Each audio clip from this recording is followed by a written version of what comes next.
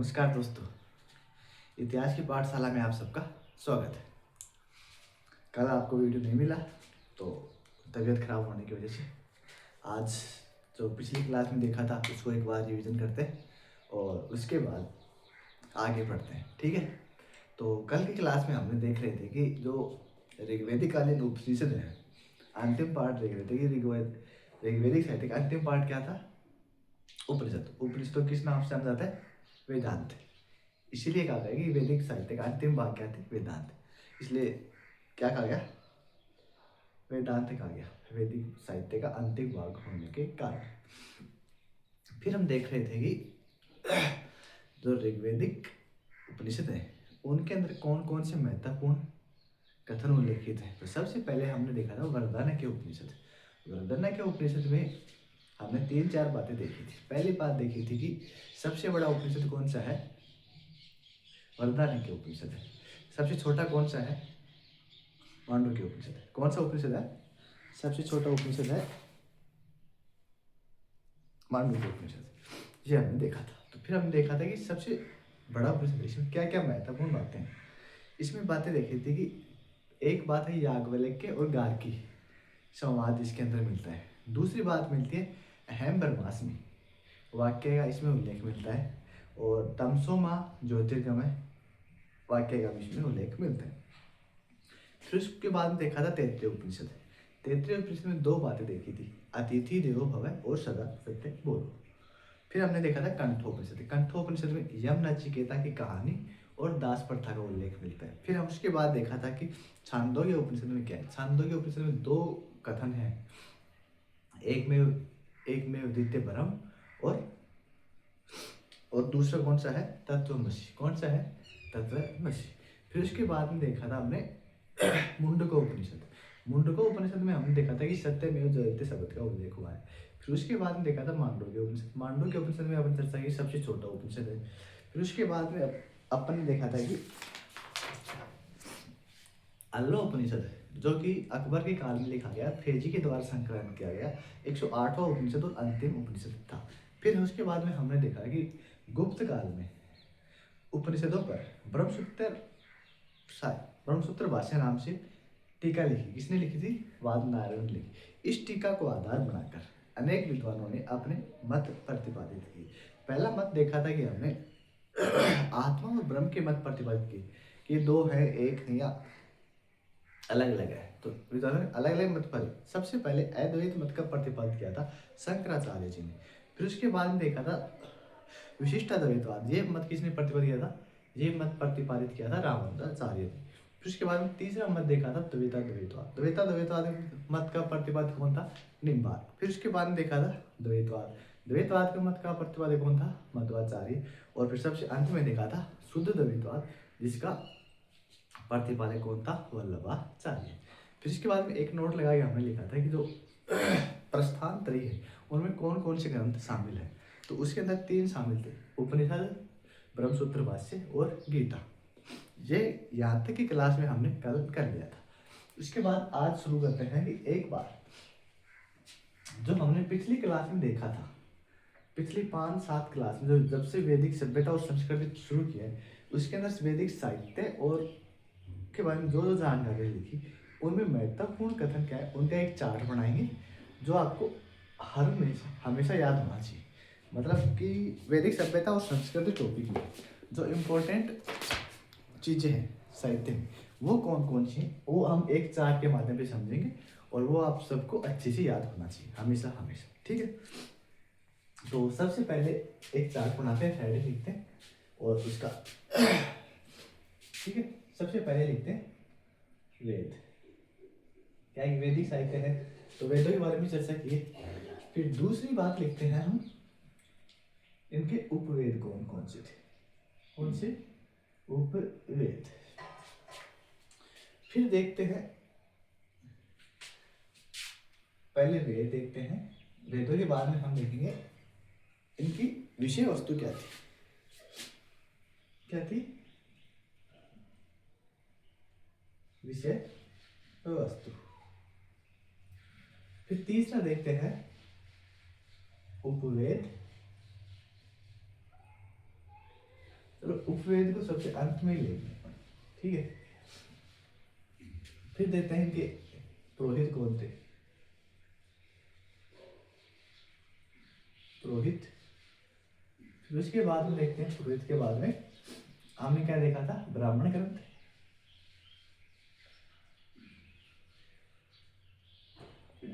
और ब्राह्मण ग्रंथ के बाद में क्या देखा था, आरण्यक ग्रंथ। और आरण्यक ग्रंथ के बाद में क्या देखा था, उपनिषद। और एक बात जो हमने नहीं देखी वो अब देखेंगे, कौन से वेद का कौन सा उपवेद है, ठीक है। ये सारणी है, इसको हम कंप्लीट करेंगे। तो हमने कौन कौन से वेद पढ़े वो आप सबको पता है। पहला कौन सा देखा था, ऋग्वेद। कौन सा देखा था, ऋग्वेद। ऋग्वेद की इसकी शैली भी लिखेंगे साथ में, कौन कौन से मतलब पद्य गद्य में लिखा है, कैसे लिखा गया। तो ये लिखा गया किसमें, पद्य साहित्य में, ठीक है। फिर देखते हैं दूसरा कौन सा है, 2 नंबर पे आता है यजुर्वेद। कौन सा, यजुर्वेद। और यजुर्वेद किसमें लिखा गया, गद्य प्लस पद दोनों में लिखा गया, मतलब चंपू शैली में लिखा गया। किसमें लिखा गया, चंपू शैली, ठीक है। फिर तीसरे नंबर पे देखते हैं कौन सा वेद पढ़ा था, साम वेद। साम वेद भी किसमें लिखा गया, पद्य में लिखा गया। और अंतिम अथर्ववेद। कौन सा वेद, अथर्ववेद। अब इसकी विषय वस्तु देखते हैं। ऋग्वेद था, आपने हमने चर्चा की थी कि क्या प्रधान है, मंत्र है। इसमें क्या है, वैदिक देवताओं को बोले जाने वाले मंत्र। तो इसमें क्या है, मंत्र प्रधान। फिर देखा यजुर्वेद। यजुर्वेद में क्या है, यज्ञ से संबंधित है, यज्ञ के विधि विधान। तो क्या देखा, यज्ञ प्रधान। अब आप ऐसे मत बोलना कि भाई यहाँ पे यज्ञ होते थे, होते थे, कम होते थे। यहाँ पे मंत्र नहीं थे, क्या होते थे लेकिन कम होते थे, उससे ज्यादा किसी महत्वपूर्ण माना गया, जगहों को महत्वपूर्ण माना गया। फिर देखते हैं सामवेद। सामवेद में क्या था, साम का अर्थ होता है गान। तो ये किससे पढ़ा था, गायन से संबंधित, गीत संगीत से पढ़े, ठीक है। क्या लिखते हैं, गान प्रधान। और ये अंतर के इधर लौकिक क्रिया प्रदान। क्या प्रदान, लौकिक क्रिया प्रदान, ये हमने देखा। फिर हम देखते हैं कि पुरोहित कौन थे, मतलब इन यज्ञों को संपादित करने वाले, जब इन वेदों को पढ़ने वाले, पढ़ाने वाले क्या कहलाते थे, वो थे। पहले देखते हैं ऋग्वेद का। ऋग्वेद का पुरोहित था होता। क्या था, होता या होता, क्या था, इसे होता भी बोलते हैं और कहीं कहीं क्या मिलता है, होत्री, ठीक है। यजुर्वेद, यजुर्वेद का पुरोहित था अथर्ववेद। क्या था, अथर्ववेद। सामवेद का था उद्गाता। और अथर्ववेद का था ब्रह्मा। क्या था, ब्रह्मा।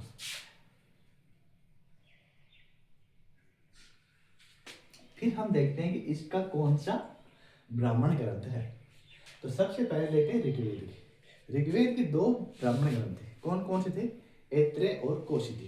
ऐत्रेय की रचना महेशदास ने की थी और कौशिकी की रचना सांख्यायन ने की थी। किसने की थी, इसका हो गया ऐत्रेय और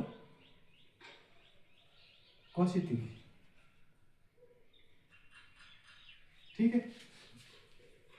फिर उसके बाद नीचे देखते हैं हम कि इसके कौन से थे, कौन से, यजुर्वेद के ब्राह्मण ग्रंथ कौन से थे। इसके थे तैत्रेय और शतपथ ब्राह्मण। कौन से थे, तैत्रेय और शतपथ ब्राह्मण ग्रंथ। यजुर्वेद को 2 भाग में बांटा था, वो भी लिख लो हमने, कृष्ण यजुर्वेद और शुक्ल यजुर्वेद, ठीक है। कौन कौन से, कृष्ण और शुक्ल यजुर्वेद। फिर हम देखते हैं कि सामवेद, सामवेद के ब्राह्मण ग्रंथ कौन कौन से थे। सामवेद में देखा था हमने पंचविश, षडविश और जैमिनी। कौन कौन से थे? पंचविश, षडविश और जैमिनी। इन्हें क्या कहा गया? तांडे, अद्भुत और तलवकार। क्या कहा गया? तांडे, अद्भुत और तलवकार। ठीक है, सबसे प्राचीन, सबसे बड़ा संस्कृत। ठीक है, ब्राह्मण ग्रंथ कौन सा था? फिर हम देखते हैं कि अथर्ववेद के संबंधित कौन कौन से ब्राह्मण ग्रंथ है। अथर्ववेद का ब्राह्मण ग्रंथ था गोपथ ब्राह्मण ग्रंथ। कौन सा था? गोपथ ब्राह्मण ग्रंथ। फिर उसके बाद देखते हैं आरण्यक के ग्रंथ कौन कौन से थे।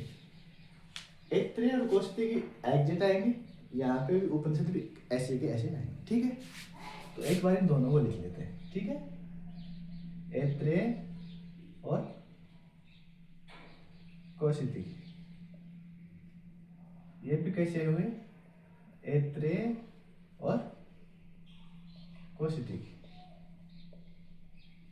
फिर देखते हैं कि यजुर्वेद के आरण्यक ग्रंथ कौन कौन से थे। यजुर्वेद के थे तैत्तिरीय का तैत्तिरीय, शतपथ की क्या आ जाएगा? वृहदारण्यक उपनिषद, वृहदारण्यक आरण्यक ग्रंथ आ जाएगा। क्या आएगा? तैत्तिरीय ऐसा कैसा है, और इसकी जगह क्या आएगा? वृहदारण्यक। ठीक है, फिर उसके बाद में देखते हैं कि सामवेद के आरण्यक ग्रंथ कौन कौन से थे। सामवेद के आरण्यक ग्रंथ थे छांदोग्य और जैमिनी। कौन कौन से थे? छांदोग्य और जैमिनी। और गोपथ अथर्ववेद का आरण्यक ग्रंथ है नहीं है, मतलब इसका ठीक। फिर इनके देखते हैं उपनिषद कौन कौन से थे। तैत्तिरीय था एक, तो एक वृहदारण्यक हो जाएगा, और एक कौन सा था? ईश और कंठ। कौन कौन से? तैत्तिरीय, वृहदारण्यक, ईश और कंठ। ठीक है, कंठ ऐसे भी लिख सकते हो, और कंठ और टिमके लगा के भी आप लिख सकते हो। ठीक है, फिर हम उसके बाद में देखते हैं कि यजुर्वेद के उपनिषद कौन कौन से थे। यजुर्वेद के उपनिषद थे छांदोग्य, जैमिनी और केन। कौन कौन से थे? छांदोग्य,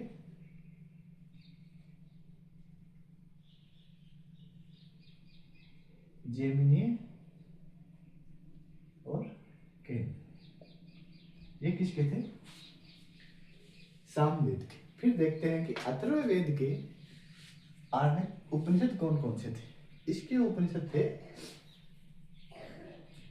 मुंडक, मांडुक्य और प्रश्न। कौन कौन से थे? मुंडक, मांडुक्य और प्रश्न। मुंडक,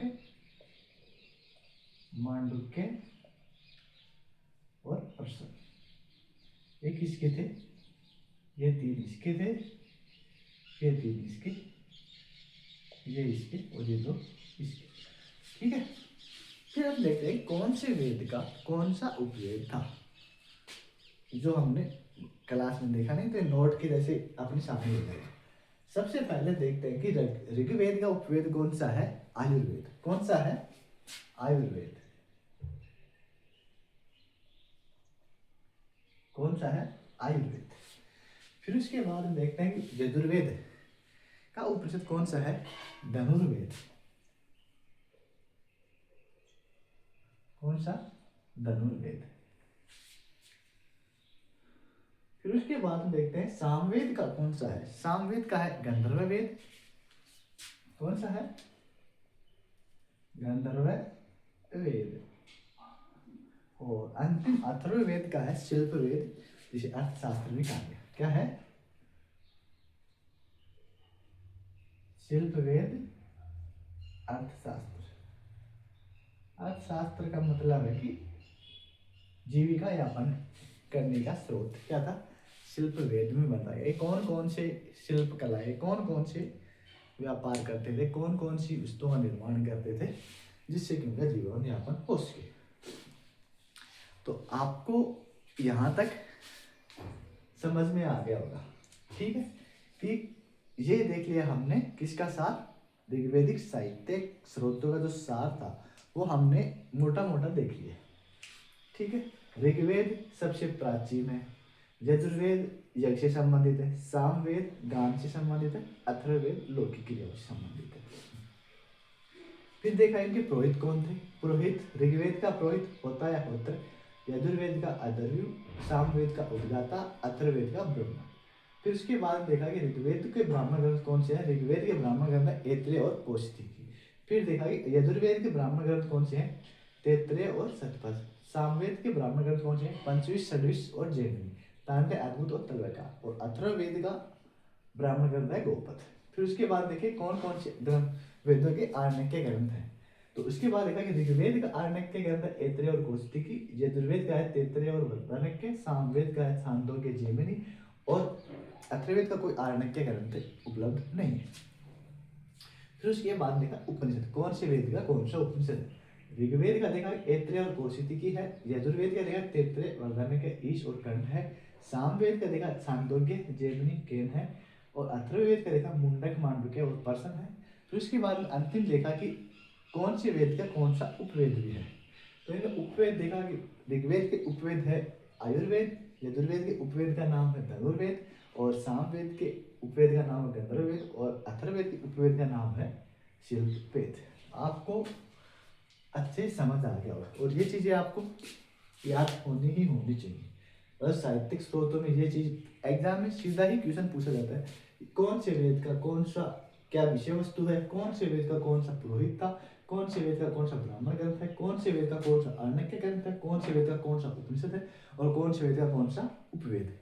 सीधे सीधे क्वेश्चन में आएगा एग्जाम में एग्जिट, सुमेलित करो या सुमेलित है या नहीं है, ऐसी क्वेश्चन में ये क्वेश्चन में देखने को मिलता है और आगे भी मिलेगा, ठीक है। तो आज की क्लास में हम इतना ही देखेंगे, रिवीजन कर लिया इसका, भूलेगा। इसके बाद में अगली क्लास में हम देखने वाले हैं कि क्या देखेंगे, अगली क्लास में देखेंगे हम ऋग्वेदिक आर्यों का विस्तार कहाँ था, फिर देखेंगे उत्तरवेदिक आर्यों का विस्तार क्या था, फिर हम देखेंगे उस शब्दावली, फिर उसमें देखेंगे कि ऋग्वेदिक आर्यन समाज कैसा था, उत्तरवेदिक आर्यन समाज कैसा था, ऋग्वेदिक आर्यन धर्म कैसा था, उत्तरवेदिक आर्यन धर्म कैसा था, वो सारे धर्म। फिर उसके बाद देखेंगे ऋग्वेदिक कालीन प्रशासन कैसा, आर्थिक व्यवस्था कैसी थी, उत्तरवेदिक कालीन प्रशासन और आर्थिक व्यवस्था कैसी थी। जो भी मुख्य मुख्य बातें जो इन ग्रंथों में उल्लेख हुआ है उनकी चर्चा करेंगे आगे, कि भाई कि कौन कौन सी बातें हैं। और ठीक है, ओके, आपको वीडियो अच्छा लगा लाइक करो, शेयर करो, सब्सक्राइब करो। धन्यवाद।